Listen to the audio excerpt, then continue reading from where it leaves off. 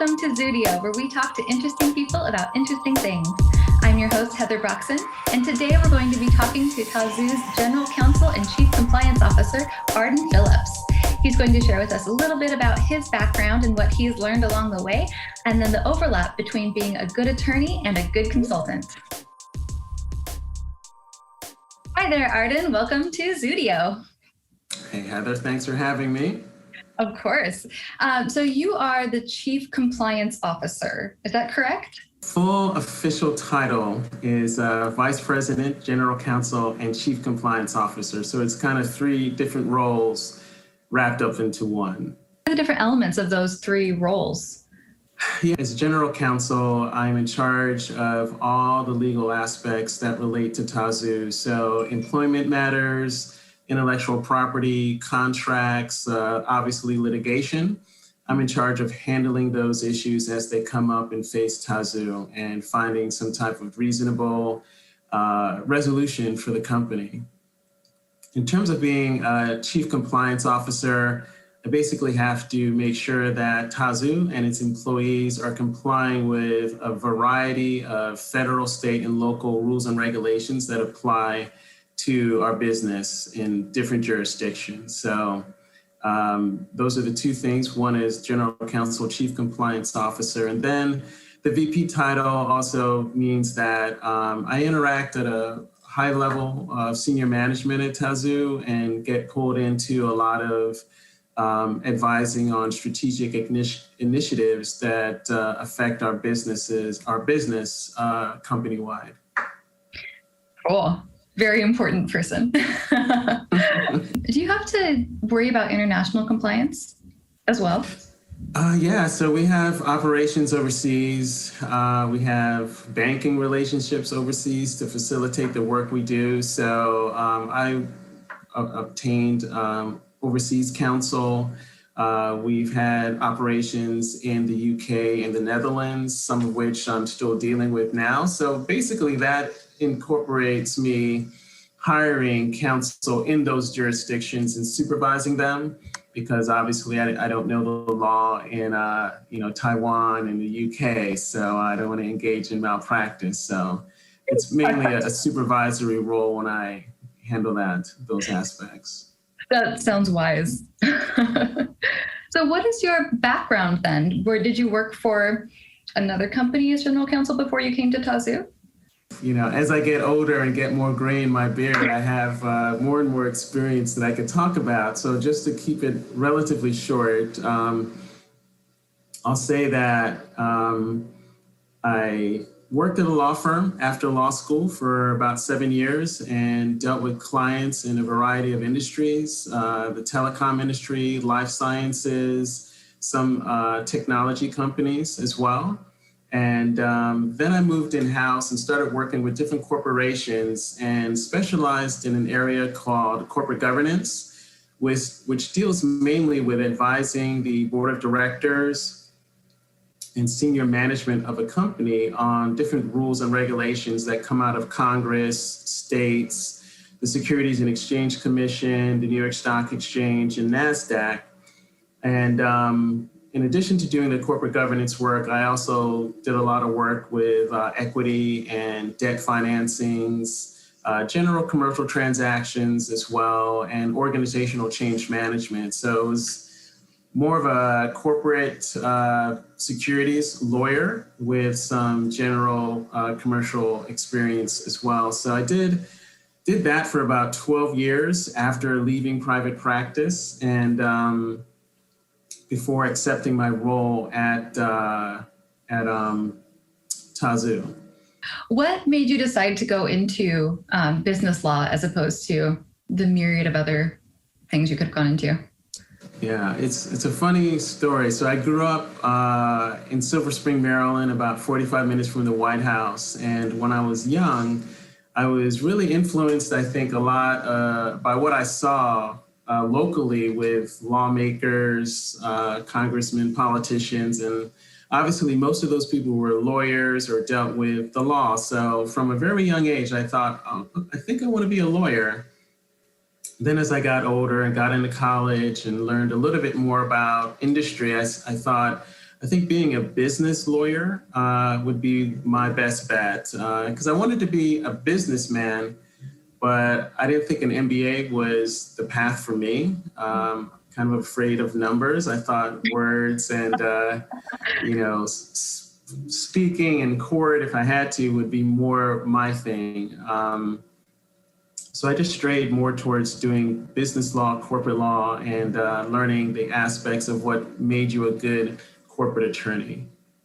Yeah, it's funny that you say that about numbers because I think you told me that your father majored in economics, right? Yeah. He has a master's in econ, and I have a bachelor's degree in econ too. So maybe I'm being a little bit humble, but maybe from that experience, I said I think I better stick with words and sentences versus numbers and equations. Yeah. Is there any other way? So you kind of followed in your dad's footsteps a little bit with your minor. Is there any other way that you feel like you're similar to your dad? Yeah, I think my dad, is very pioneering. So my parents are from Trinidad and Tobago in the Caribbean, and they came here in the late 60s, early 70s. And I was the first American born in the entire family. So maybe in some ways I'm pioneering as well. But to me, again, growing up, I thought that was a huge, brave step for someone to leave their country and go somewhere where they basically didn't know anyone to start a new life. So I think I've always thought it was somewhat my duty to not be afraid to try new things and to push myself as hard as I could. So I think that was one of the examples I learned from him. And I think is still with me today. I think it's important to keep learning and to grow as much as you can in your profession and in your life. Yeah. Are there different things that your parents brought over from Trinidad, like to the States? Like, are there things that were part of your home growing up that maybe wouldn't have been part of everyone else's home growing up? Yeah, or vice versa. Though Thanksgiving is totally new to my mom. Sure. Right? So she adapted that. She eventually started cooking turkey for Thanksgiving and stuffing and stuff. But we have a lot of curry dishes, roti, a lot of indigenous stuff to Trinidad and Tobago. So again, growing up, I felt more like a hybrid of an American and a West Indian in one body here in the U.S. But so they brought those traditions and a lot of, I think, mentality and attitude. Maybe the British share this as well. It's like, keep your feelings to yourself. Don't share. Be quiet. Just, struggle through. So the whole culture now that I think Oprah started with, where you share your emotions, show your vulnerability. My parents are totally against that. And I think there's also a thing with humility. They were like, be very humble, kind of wait your turn, just let your work speak for itself. Don't boast, don't brag. And I think I had to learn a different way because I think in corporate America, it's important to market yourself to some degree and to show your capabilities. And I think just showing up to work and doing a good job is not enough to get ahead. So that was something I had to learn. I think that was good and successful for them. But in this culture, in this time, I had to change that up a bit. I also now better understand your affinity for Spock and your humility about your economics skills. Yeah, I'll tell you one story. One life lesson I learned from my dad. I remember when I was very young, maybe 7 or so, he was just talking to me and he said that the one thing you should really be careful about and not let happen is let people get into your head. He didn't use that phrase, but that's what he was saying. It's like, don't let people get into your head and change who you are because they're rude or they're nasty or whatever. Don't let people change you. Certainly don't let people make you feel bad about who you are. So it was about, just staying true to yourself and also not being manipulated mentally. And so I've always took that to heart. And, before we started, I did tell you that I admired Spock growing up because he was so calm and, nothing fazed him whatsoever. So I'm a mini Spock. That's awesome. But you actually can like smile and express positive emotion.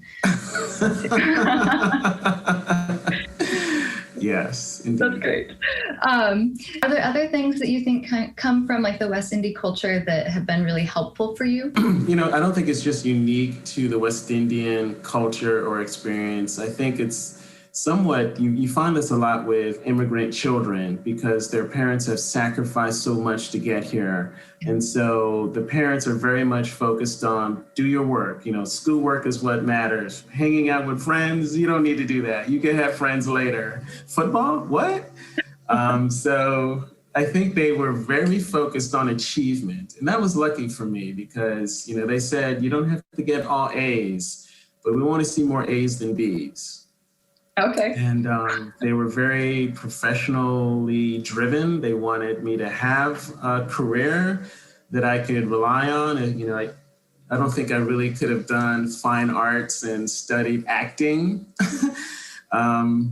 due to their guidance. But I think it served me well to keep me focused. And, they had to sacrifice through a lot to get here and to, thrive here. And so I just looked at that example and said, if they're willing to do so much to provide a better life for me, I think I need to do the same thing for my family. So I kind of feel an obligation to pass that along to my kids. Yeah. So, yeah. Just out of curiosity, you mentioned that you have a couple siblings. Are they also quite successful? Like, did they go on to get graduate degrees and all of that too? Yeah, they are differing degrees of success. And, you have to define success for yourself. And then obviously they're always rebels, right? So I was a very obedient and compliant child. So my siblings, I have 5 siblings. And so it ranges, one is in Trinidad. The rest are up here. I have a sister who has Down syndrome. And she, I think, has also been a huge influence on me, too, in terms of appreciating the small things in life and appreciating your talents and abilities and making the most of them. She's also taught me how, again, to stay humble and to be calm because I think people learn this in different stages in their lives that, taking yourself so seriously is kind of flawed in a way because there are greater things at play in the world that you should be concerned about, and certain blessings that you have that you should appreciate. And I think a lot of people, they learn it later, but I think people who grow up with special needs siblings learn earlier that you should take pride and happiness in little things and appreciate life as you progress in life. Yeah. Oh, that's so beautiful. The people with Downs that I've interacted with and like that you see on, television and things, they're always I always like want to cry whenever, because they're always just so full of like joy and zest for life and like curiosity about life. And it just seems like they just seem to be such a blessing to everyone that they're around. I think for me, my sister's name is Debbie. So as I've grown older and you think about things, I think Debbie's gift to me has been my empathy, because she wasn't able to articulate herself very well. She's a year older than me. But growing up, you would always have to ask, are you hungry? Are you okay? Are you cold? How do you feel? Because she wasn't able to articulate those feelings. So I kind of grew up outside of myself, being concerned about someone else and understanding and reading her. You have to read her emotions and how she feels. So I think that also helps me to read certain people with nonverbal communications and cues, how they're responding to me, how they might feel in a certain situation. And I feel a need to, reach out to those people and just kind of be supportive and helpful. And I think that comes from having someone like my sister involved in my life from a very early age. So. Yeah. Do you find that empathy has had, I would assume it would have a major impact on the way you comport yourself as a lawyer. Would that be a true statement for you? I think so. It's always hard to segregate how much is from her, how much is from what, how much is from within. But I think corporate America can be very harsh and some negative experiences and so forth. And I think it has certainly helped me, again, in addition to what my dad told me about basically being true to yourself. I think I've early on been able to figure out what my values are and what I want to sacrifice for success. Am I going to go along with people that are bullies, or I'm just going to say, look, this is not the place for me. If you want to bully and intimidate and be that kind of person, I don't have time for that. So, I think certainly she's helped me even myself out and, like I said, understand that there are some things that just are intrinsically important to the human condition, not to sound too over the top, but I think she helped me realize that some things just aren't worth it at the end of the day, and to have that balance because, I think anyone, if you're willing to sacrifice your soul, we could all be millionaires now, right? We could all be Jeff Bezos. Right. So, but no, I think she's helped me certainly be a better human being from being around her. Gosh, that's so wonderful. Changing tactics a little bit, let's talk a little more about your experience as a lawyer. Do you have any favorite things that you've done thus far in your career? Really being here at Tazoo is one of my favorite things. And I should have said you can't say Tazoo. No, I think explaining it will show you why, because here at Tazoo, I get to do a lot of different things. You're not pigeonholed into one area. Like I said, at a law firm, if you're there for 20 years, you're getting into a very specialized area that people are willing to pay a lot of money for that skill and expertise. And that's great. But I think I wanted to be more of a generalist and more on the business side than on the legal side of things. So coming to Tazoo has enabled me to realize that dream and hope to use my talents beyond the legal sphere and get into those strategic discussions. For 12 years, like I said, I was involved in the corporate governance space where, you're sitting in boardrooms, and I've been at a Fortune 200 company, where you have very important people in the room and they're making very high level decisions, and you're helping advise them on, go this way or don't go this way. But again, you're an advisor. Mm-hmm. So coming to Tazoo, being the first general counsel that they had, really gave me an opportunity to come in and stand up a legal department, create certain policies and procedures that would help the organization grow. And it's kind of like building a car versus buying a car. So at Tazoo, I feel like I'm kind of building the car, and you appreciate it more. You understand how a car operates better if you're involved in building it. So this is one of the things I've enjoyed the most. It's just the flexibility to do different things day to day. Other than that, I think I've been generally proud of my career and the progression that it has taken.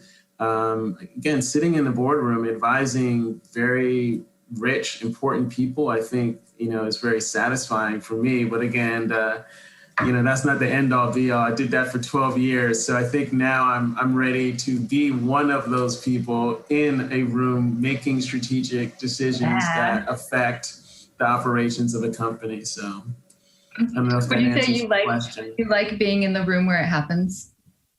Being in... That's from a famous play, right?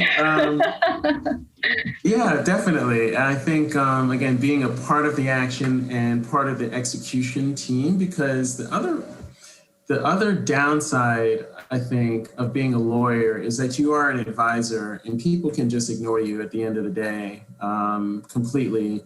And some organizations really put their attorneys in the corner and only come to you when there's a crisis. Stuff's already hit the fan. They're like, we're in trouble. Get us out of this.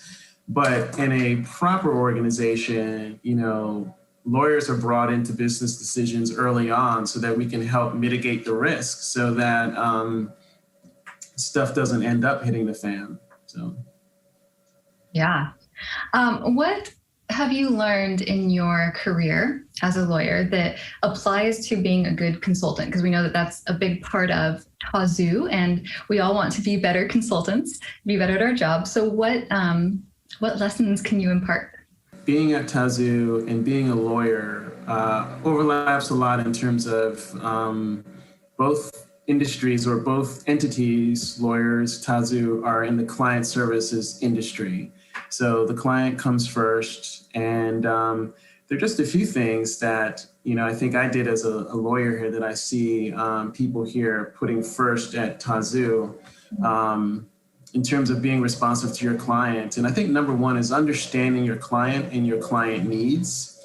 You want to make sure that you are in a position where you provide perfect quality work to them on a timely basis. You never want to be late, and you don't want it to have mistakes, because then that just starts shaking their trust in you. And once they start losing trust, it really impacts the relationship in a negative way. So I think one of the things that I learned as an attorney that I think also applies here at Tazoo, and I think we probably do a very good job at, is making sure our clients are asking the right questions.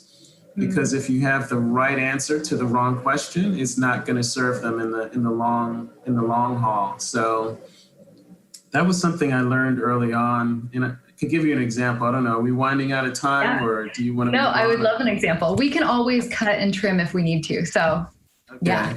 All right. So you'll cut 20 minutes of this and just do the, hi, I'm Arden. And then. Right. Yeah. Well, yeah, I thought about this because it kept coming up year after year. It's like these people in senior management would ask you, let's say, can I cross the street here? Right. Just and you're like, yeah, you can. And I think a bad attorney would just leave it at that. Yes, it is possible to cross the street at this intersection, if you want. Mm-hmm. But I think in terms of understanding your client and making sure you're asking the right questions, you would say, well, I need a little bit more information. Is it rainy? Is it snowy? Is there a hill there where people are coming over the hill and they won't see you until the last minute? I need more information to tell you if you could cross the street. And I think really the question is not, can I cross the street here? Because the answer is yes. But the question really is it safe to cross the street here? Or how can I safely cross the street? And then you could come with a bunch of solutions. If you want to bring it back into the Tazoo model, you can create a whole bunch of digital content solutions for them that they weren't even thinking about, because they came to you with one question. But then if you sit down and really understand and force them to think about, the deeper questions that they have, you can come up with a much better solution for them. How do you kind of direct that question discovery path? I mean, like a lot of clients come in with like, this is their thought, and they might be completely wrong, but how do you kind of direct that diplomatically? Yeah, that's where I think a lot of the skill is, because I think being a good lawyer are some basic things, know the law and, like I said, be on time, present good work and so forth. But going up the extra notch is really that diplomatic approach that you need to have where, sometimes people come in hot, like, I know the answer to exactly what I need. And I just want you to tell me that I'm right and then solve this problem that I'm telling you I need solved. And some people honestly can't be helped. Just have to do it their way. And then when it blows up, it blows up, But outside of that, I think it's really just, you ask them these questions and run them through some scenarios and propose solutions to them that they can see how it might impact their bottom line, how it might create some efficiencies for them, how it might save money for them or generate revenue for them. And then, money talks. Once they see that, they start thinking, oh yeah, I see that. Oh, okay. Yeah, let's talk more about that.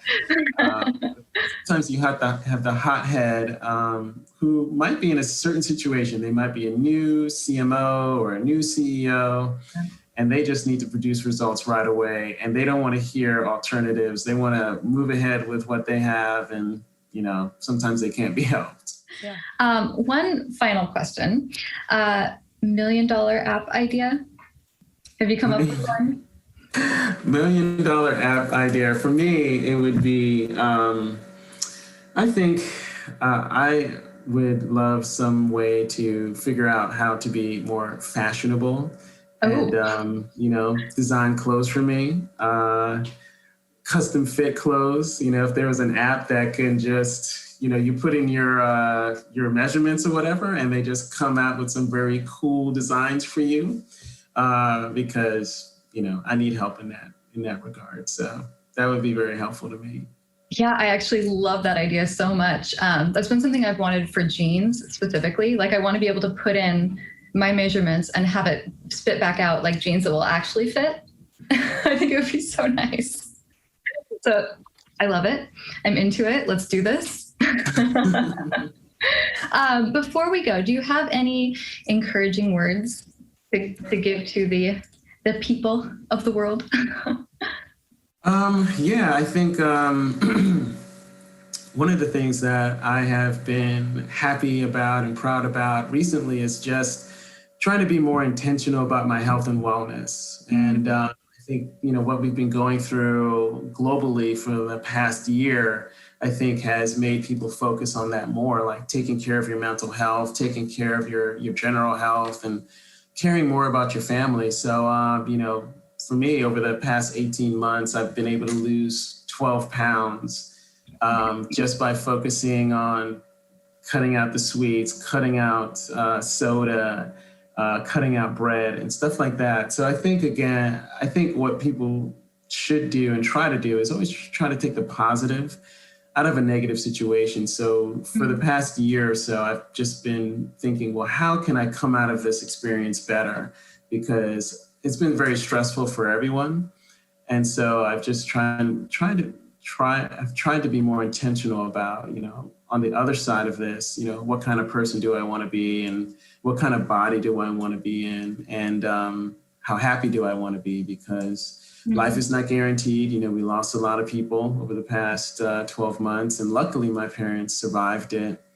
But a lot of people weren't as fortunate. So it's just kind of taking that into heart and figuring out, well, how do I want to live the rest of my life, not taking things for granted?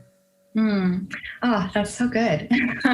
Thank you for that. And thank you so much for sharing about your life and experiences. This has been really great.